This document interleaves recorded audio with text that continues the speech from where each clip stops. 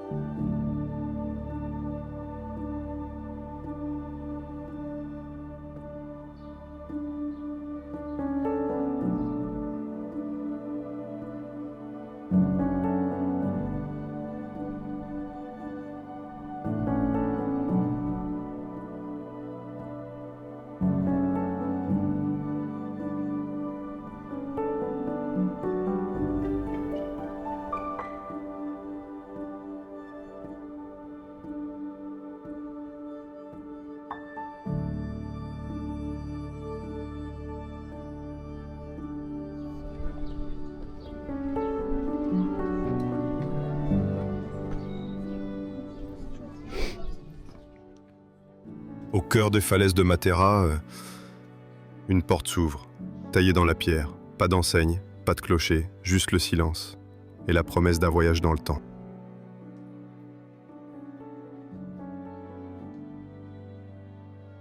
Ici, nous entrons dans un sassi. Une maison troglodyte creusée à même la roche tendre il y a des siècles. Pas construite, mais sculptée. Une seule pièce, fraîche en été, tiède en hiver. Sans chauffage, sans confort, mais avec l'essentiel.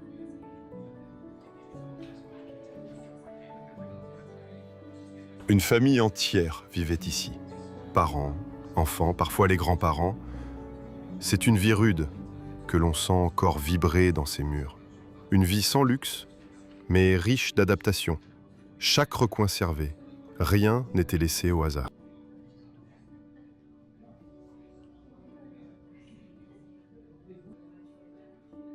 Aujourd'hui, ce lieu est un musée du quotidien. Un témoignage silencieux d'une époque pas si lointaine. Car il y a moins d'un siècle, des milliers de personnes vivaient encore ainsi.